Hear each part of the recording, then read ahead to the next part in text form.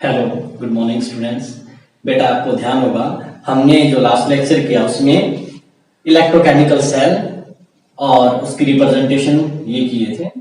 अब आज हम उसी में आगे इलेक्ट्रोड पोटेंशियल निकालेंगे, जिसके बेस पर फिर हम इलेक्ट्रोकेमिकल सीरीज उसकी एप्लीकेशन ये करेंगे। तो सबसे पहले देखते हैं हम इलेक्ट्रोड पोटेंशियल क्या होता है। इस टर्म को समझने से पहले मैं एक एग्जांपल लेता हूं।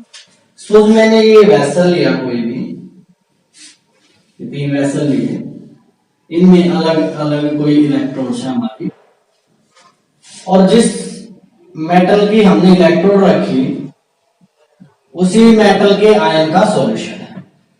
जो मेटल ली, जैसे जिंक मेटल ली तो जिंक आयन का ही सॉल्यूशन हो, ZnSO4 या कोई भी है। कॉपर की रोड ली तो कॉपर के मेटल का ही आयन है उसमें, CuSO4 या जो कोई दूसरा।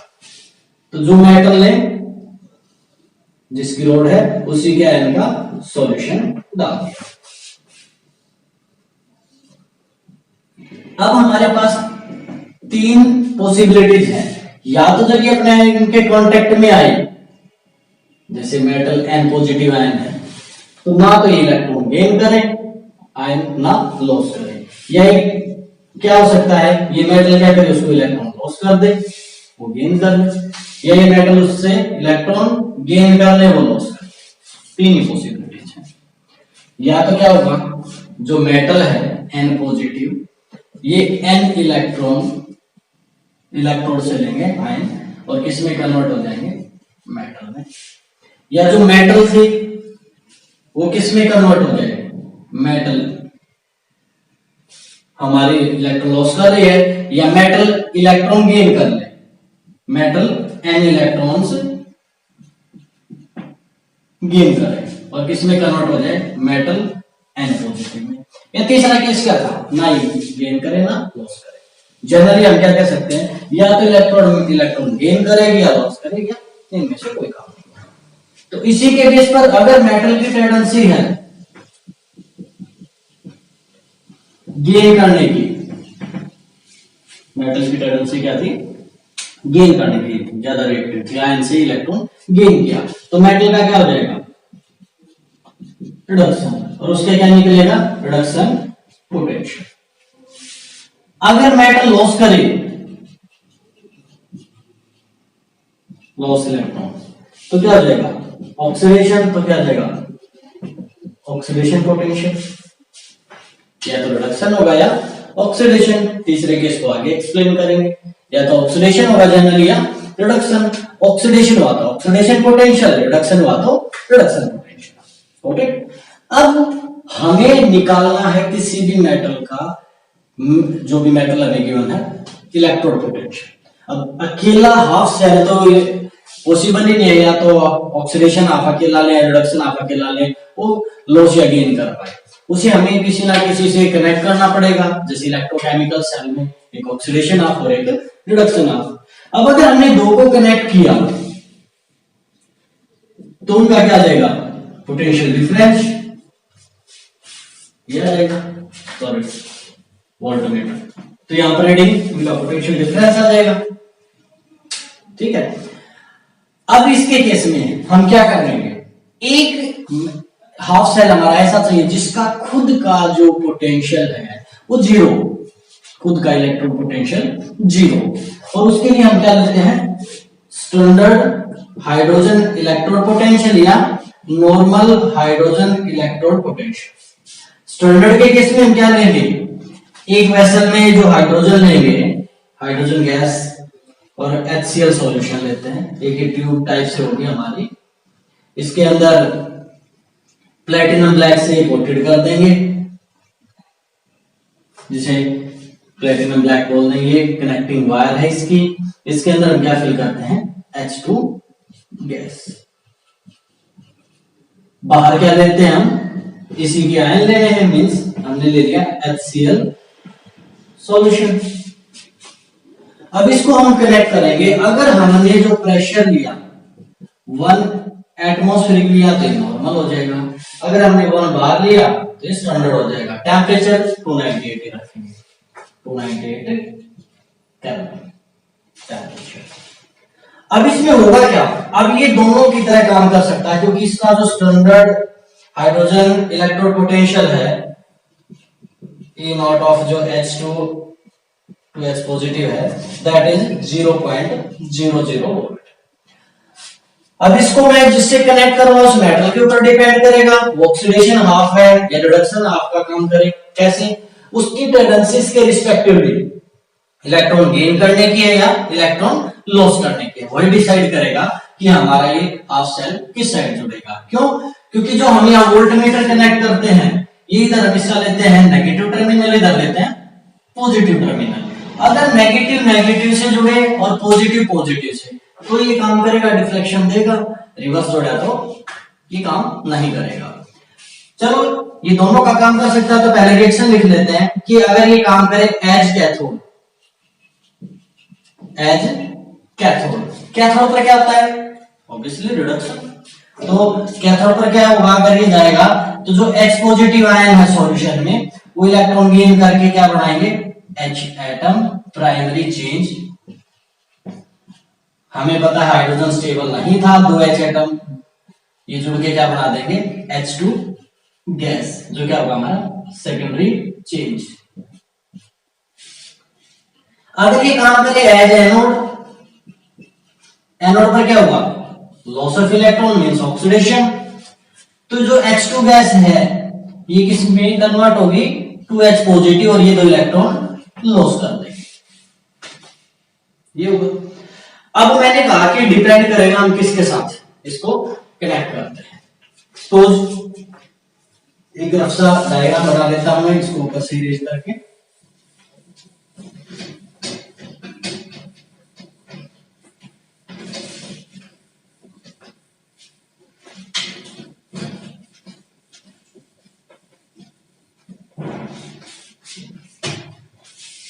सपोज हमने जो इलेक्ट्रॉन पोटेंशियल निकालना है जिंक का निकालना, अब मैंने इस वेसल में जिंक की रोड ली,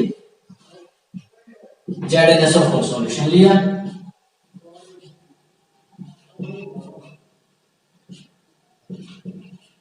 ZnSO4 सॉल्यूशन। अब कई लोगों के माइंड में ये चल रहा होगा कि सर हमें क्या पता, मैं जिंक की रोड इधर ही लूंगा, बिल्कुल ठीक है क्वेश्चन। तो मैंने अभी बताया था पॉजिटिव नेगेटिव का केस, ज्यादा से ज्यादा क्या करोगे आप बेटा उस साइड ले लिया आपने, ज्यादा से ज्यादा ये होगा इधर के बजाय, हमें नहीं पता इधर आएगा इधर उधर ले लिया, तो इसमें डिफ्लेक्शन नहीं आई, हमें पता चला कि चेंज करना पड़ेगा, हमने इस साइड कनेक्ट किया तो इसमें डिफ्लेक्शन आएगा, क्योंकि ये तो मीटर है हम रीडिंग चेक कर सकते हैं क्या है, इसमें रीडिंग आई 0.76 वोल्ट, क्या है 0.76 वोल्ट। अब इस साइड क्या होता है ऑक्सीडेशन ऑफ, तो एट एनोड क्या हुआ, एनोड पर अब ये जिंक है ये कन्वर्ट हुआ Zn2 positive plus 2 electron. At cathode क्या होगा, जो ये एज कैथोड था ये किसमें कन्वर्ट हो गया है कैथोड, ठीक है, कैथोड पर क्या है ये एनोड पर ये। अगर ये कैथोड का काम करेगा तो देखो क्या चेंज हो रहा है, H पॉजिटिव आयन किसमें कन्वर्ट हो गए H2 गैस में, मींस जो सॉल्यूशन था हमारा HCl का वो लेस एसिडिक होता जाएगा, उसमें से हाइड्रोजन आयन की कंसंट्रेशन कम होती जाएगी। अगर ये काम करेगा एनोड का तो बढ़ती जाएगी, अगला केस ले लेंगे। अब ये हुआ एट कैथोड ये एट एनोड ये, और ये आया हमारी रीडिंग। अब जब ये रीडिंग आई तो इसका क्या हुआ ऑक्सीडेशन, तो इसका क्या हुआ ये जो जिंक का जो ऑक्सीडेशन पोटेंशियल है, ऑक्सीडेशन पोटेंशियल कितना होगा 0.76 वोल्ट, क्योंकि इसका ऑक्सीडेशन हुआ है। अगर हम इसको रिडक्शन पोटेंशियल के टर्म्स में लिखना चाहें तो हमें क्या करना पड़ेगा, नेगेटिव साइन लगा देंगे, क्योंकि उसका तो रिवर्स होगा ना 0.76 वोल्ट। अगला केस मैं लेता हूं, सपोज मैं कॉपर का निकालना चाहता कि कॉपर अगर उधर जोड़ना है, हमने कनेक्ट करके देखा डिफ्लेक्शन नहीं आई, फिर हमने क्या किया या शॉर्ट ब्रिज होगा, क्योंकि दोनों के केस में KCl या KMnO4 हमने डाल दिया शॉर्ट ब्रिज। अब इसके केस में मैंने यहाँ कॉपर की इलेक्ट्रोड ली, मैं इसी को घुमा देता हूं ज्यादा टाइम ना लगा के, यहां मैंने वोल्टमीटर कनेक्ट किया, कनेक्टेड ये सॉल्वेंट।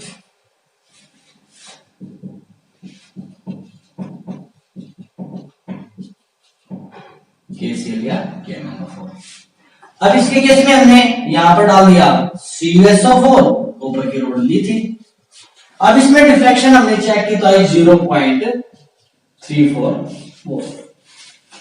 एट कैथोड क्या होगा, एट एनोड क्या होगा, एट एनोड तो होगा ये, एट कैथोड क्या होगा, इस साइड लिख देते हैं एट कैथोड।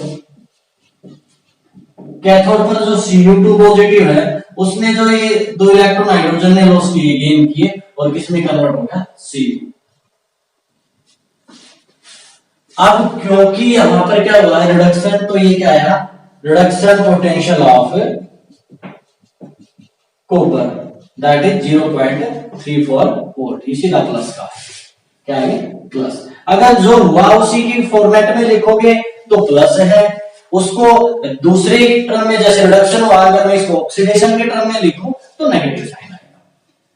अब हमने ऐसे लेके निकाले एक्सपेरिमेंटली और एक सीरीज में अरेंज कर दिया, या तो इनके increasing order of reduction potential में या decreasing order of their reduction potential, दोनों ही ठीक है। इंक्रीज में लिखो या डिक्रीज में, किसके में, रिडक्शन पोटेंशियल। तो जो ये ऑक्सीडेशन वाला इनके साथ नेगेटिव साइन आ जाएगा, रिडक्शन वाले पॉजिटिव आ जाएंगे। हाइड्रोजन का कितना है 0, इनके बीच में आएगा, नेगेटिव और पॉजिटिव सेपरेटिंग वहीं से होंगे। यहां तक आई होप समझ आया, हम ऐसे निकालेंगे, समझ आया। अब एक टर्म फिजिक्स में बहुत बार पढ़ी होगी आपने, ईएमएफ। ईएमएफ क्या होता है, ये दो जो इलेक्ट्रोड्स लिए हमने कोई भी दो, उनके बीच का जो मैक्सिमम पोटेंशियल डिफरेंस था जब कोई करंट उसमें से ड्रॉन नहीं कर रहे, जिसे हम पोटेंशियोमीटर से निकाल सकते हैं, क्योंकि वोल्टमीटर में तो करंट ड्रॉन हो रहा है, उससे हम क्या निकालते हैं, यहां जो रीडिंग आएगी वो क्या आ जाएगी, इनके इलेक्ट्रोड पोटेंशियल से कहते हैं पोटेंशियल डिफरेंस। ऐसे में अगर उसको हम करंट ड्रॉ नहीं करें, पोटेंशियोमीटर से निकालने जो स्टडी करंट के लिए यूज करते हैं, तो क्या आता है ये।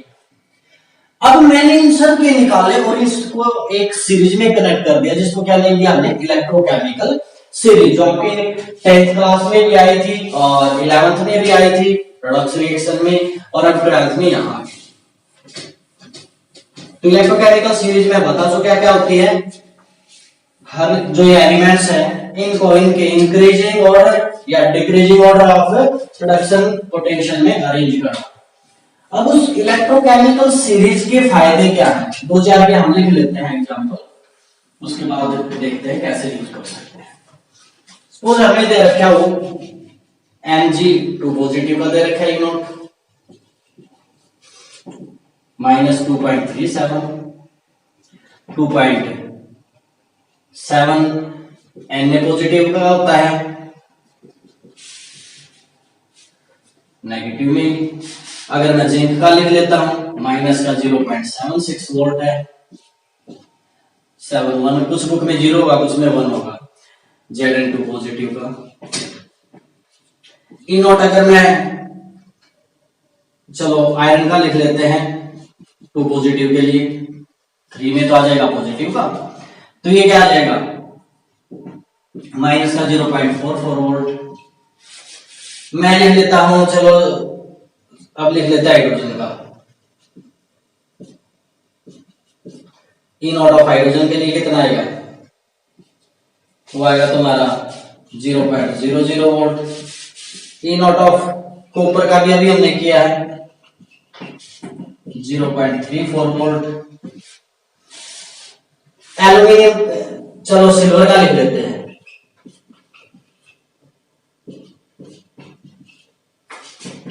0.80 वोल्ट, क्योंकि एल्यूमिनियम का तो नेगेटिव में रहेगा। हमने ये कुछ एग्जांपल ले लिए 5-7 जो भी हैं, ऐसे वो अरेंज कर रखे थे। अब इसकी जो एप्लीकेशंस है वो क्या क्या है, इनके बेस पर आप देखते हैं। एक तो हमें ये पता चल जाएगा कि उनमें से कौन सी बेटर ऑक्सीडाइजिंग एजेंट है और कौन सी बेटर रिड्यूसिंग एजेंट है, कैसे पता चलेगा। अभी हमें यहां से पता है जितनी ज्यादा नेगेटिव वैल्यू, जो हमने पहले भी टर्म की थी अपने इलेक्ट्रोकेमिकल सीरीज के फर्स्ट लेक्चर में, कि जितनी ज्यादा नेगेटिव वैल्यू उतनी ज्यादा टेंडेंसी इलेक्ट्रॉन लॉस करने की, और जितनी ज्यादा पॉजिटिव उतनी ज्यादा टेंडेंसी इलेक्ट्रॉन गेन करने की। ऑक्सीडेशन और रिडक्शन हमें पता है, ऑक्सीडेशन क्या होता है, लॉस ऑफ इलेक्ट्रॉन, और reduction gain of electron. Okay, oxidation loss of electron, तो ऑक्सीडाइजिंग एजेंट कौन से होंगे, ऑक्सीडाइजिंग एजेंट वो होंगे ना जो गेन कर लेंगे इलेक्ट्रॉन, तभी तो उसका, क्योंकि ऑक्सीडाइजिंग एजेंट का खुद का क्या होगा, रिडक्शन, तभी तो अगले का ऑक्सीडेशन करवाएगा। तो ये यही दे रखे हैं सारे, और इनमें पूछे सबसे बेटर ऑक्सीडाइजिंग एजेंट कौन सा है, सबसे बेटर ऑक्सीडाइजिंग एजेंट, ये ध्यान रखना, मैंने नहीं कहा सबसे आसानी से ऑक्सीडेशन किसका हुआ, ये नहीं क्वेश्चन, क्वेश्चन है which one is better oxidising agent, जो ऑक्सीडेशन करवाएगा, कौन करवाएगा, ऑब्वियसली इसकी टेंडेंसी सबसे ज्यादा इलेक्ट्रॉन गेन करने की, तो गेन करेगा तो अगले को लॉस करना पड़ेगा, ये better oxidising agent. Reducing agent का ये तो उल्टा, ये रिडक्शन करवाएगा, ये नोट इट, इसी सीक्वेंस में हो जाए। दूसरी एप्लीकेशन क्या है, हम ये बता सकते हैं उन गिवन मेटल्स में से उनकी एक्टिविटी बता सकते हैं, रिलेटिव एक्टिविटी, कौन सी ज्यादा एक्टिव मेटल है। अब ये कैसे पता चलेगा, हमें एक छोटी सी टर्म पता है, मेटल्स जब हम वैसे भी एक्सप्लेन करते हैं तो जनरली क्या कहते हैं, they are electropositive in nature, they loss electron easily, they can loss. अब इनमें से जो ज्यादा आसानी से लॉस करेगी वो ज्यादा एक्टिव मेटल, कम आसानी से लॉस करेगी तो कम एक्टिव, तो ये सबसे इजीली लॉस कर रहे हैं ऊपर वाले, तो सबसे ज्यादा एक्टिव मेटल है, नीचे आते जाएंगे तो उनकी रिलेटिव एक्टिविटी वो कम होती जाएगी, लेस रिएक्टिव, लेस एक्टिव। तो ये इन इस एग्जांपल में लिस्ट है ये मोस्ट, गॉट इट। तो रिलेटिव एक्टिविटी ऑफ मेटल। तीसरा इससे हम क्या निकाल सकते थे, जैसे मैंने पिछले लेक्चर में एक एग्जांपल दिया था कि अगर जैसे कॉपर सल्फेट है, उसके केस में कोई हमसे ये कहे कि what happen when Cu react with H2SO4 dilute, तो हमने कहा था अगर कोई लिखे CuSO4 प्लस H2 तो ये क्या होगा, गलत, क्या आएगा, ये आएगा नो रिएक्शन। लेकिन अगर कोई ये लिखे Zn प्लस H2SO4 तो क्या था, ZnSO4 प्लस H2, गैस है यहां पर। कोई कहे Fe प्लस H2SO4 तो क्या था, FeSO4 प्लस H2 गैस। तो हमें कैसे पता चलेगा कि गिवन मेटल डाइल्यूट एसिड से रिएक्ट करके H2 गैस लिबरेट करेंगे या नहीं, कैसे पता चलेगा, इसी सीरीज से। इस सीरीज में ये अब हमें क्लियर समझ आ गया कि जो भी हम मेटल लें, जो भी मेटल लें, उससे कम इलेक्ट्रॉन पोटेंशियल वाले क्या कर सकती है, इसको इलेक्ट्रॉन लॉस कर सकती है, वो इसको इलेक्ट्रॉन दे सकती है, ये गेन कर लेगा उससे, लेकिन इससे ज्यादा वाले से गेन नहीं कर सकता, ये ज्यादा है तो इससे इलेक्ट्रॉन गेन नहीं करेगा, लेकिन इससे इलेक्ट्रॉन गेन कर सकता है। अब हाइड्रोजन से कॉपर की वैल्यू ज्यादा है तो कॉपर से हाइड्रोजन गेन नहीं कर सकता, कॉपर से हाइड्रोजन इलेक्ट्रॉन गेन नहीं करेगा।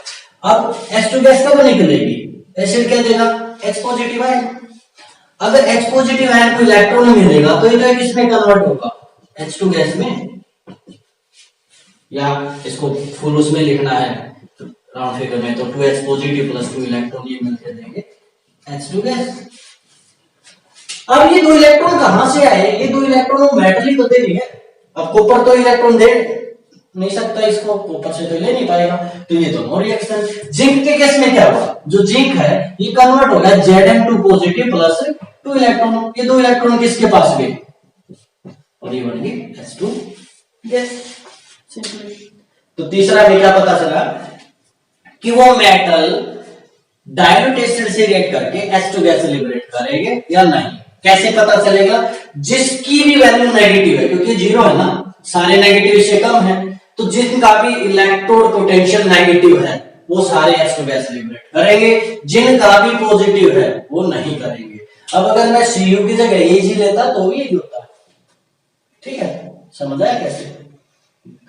इसके बाद फोर्थ हम क्या निकाल सकते थे इस सीरीज के बेस पर, इस सीरीज के बेस पर हम बता सकते हैं कि standard electrode potential of cell कैसे निकालें, क्या बता सकते हैं सीरीज के बेस पर, fourth standard electrode potential, standard electrode potential कैसे? ई नॉट ऑफ सेल निकाल सकते हैं, that is equal to E naught of cathode minus E naught of anode. ये बार बार यूज करेंगे आगे। इसके बाद हमारे आज के टॉपिक के बाद जो कल करेंगे नेक्स्ट इक्वेशन, उसमें बहुत बार यूज होगा। अभी कैसे एक एग्जांपल ले लेते हैं। सपोज हमारे पास यही सेल हो Zn2 पॉजिटिव, यहां पर salt bridge Cu2 positive and Cu। हमें पता है जिंक का इलेक्ट्रोड पोटेंशियल कितना है, -0.76 और कॉपर का प्लस का 0.34। यहां पर पुट कर दो। ई ऑफ सेल क्या आएगा, E naught of cell that is equal to E naught of cathode 0.34 volt plus minus होगी माइनस का 0.76 वोल्ट, क्या आ जाएगा 0.34 प्लस 0.76 1.10 वोल्ट। निकाल सकते हैं इसे। तो हमारी ये फोर्थ या फिफ्थ जो भी थी एप्लीकेशन, ये क्या है कि हम क्या बता सकते हैं, ई नॉट ऑफ सेल। इसके बाद अगली एप्लीकेशन कहां यूज कर सकते हैं, हम ये बता सकते हैं, ये प्रेडिक्ट कर सकते हैं कि वो रिएक्शन जो गिवन है स्पॉन्टेनियस है या नॉन स्पॉन्टेनियस, मींस वो रिएक्शन फिजिबल है या नॉन फिजिबल है। कैसे पता चलेगा, यही निकालेंगे हम। ई नॉट ऑफ सेल अगर उसका आए पॉजिटिव, अगर क्या है पॉजिटिव, तो ये क्या है स्पॉन्टेनियस या फिजिबल कह सकते हो। अगर ये नेगेटिव तो नॉन स्पॉन्टेनियस या नॉन फिजिबल। जैसे जैसे मैंने कहा ना सिल्वर में भी वो रिएक्शन नहीं होती।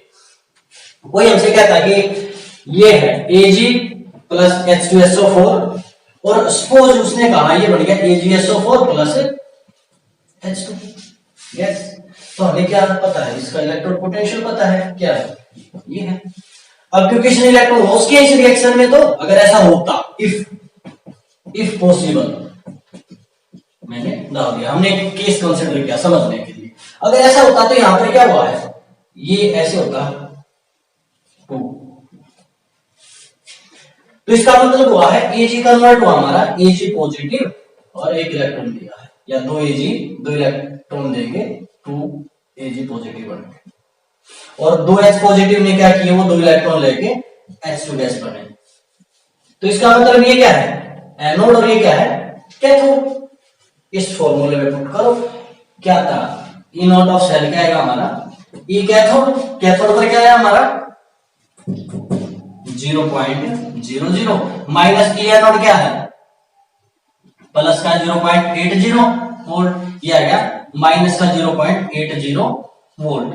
तो इसका मतलब क्या हुआ, ये रिएक्शन क्या है नॉन फिजिबल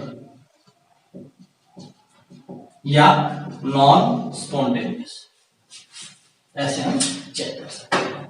समझ आ गया। तो फिजिबिलिटी भी चेक हो जाएगी, इलेक्ट्रोड पोटेंशियल भी निकल जाएगा, रिएक्टिविटी भी पता चल जाएगी, better oxidising better reducing agent भी पता चल जाएंगे, SO गैस लिबरेट हो गया नहीं, और उस रिएक्शन को होने के लिए कितनी वोल्टेज चाहिए ये भी पता चल जाएगी। कैसे, उसके केस में उसको हमें दे दे ई नॉट ऑफ सेल दे दिया, कोई भी दे दिया, मान लिया किसी रिएक्शन के लिए दे दिया 2.98 वोल्ट, ठीक है। मान लिया कॉपर की रिएक्शन होती है, CuSO4 रिएक्ट करके Cu में कन्वर्ट हो रहा होता, तो Cu का इलेक्ट्रोड पोटेंशियल कितना है, ये है, इसमें से सब्ट्रैक्ट कर दो, उतनी वोल्टेज रिक्वायर हो गया। ओके, तो ये थी इलेक्ट्रोकेमिकल सीरीज की एप्लीकेशंस हमारी। इसके बाद जो मैंने कहा था अभी थोड़ी देर पहले, अगला टॉपिक क्या आएगा हमारा नेक्स्ट इक्वेशन। उससे करने से पहले आप एक बार इनसे फेमिलियर हो जाओ, इन चीजों को हम बार बार यूज करेंगे। आज के लेक्चर में इतना ही करते हैं, थैंक यू।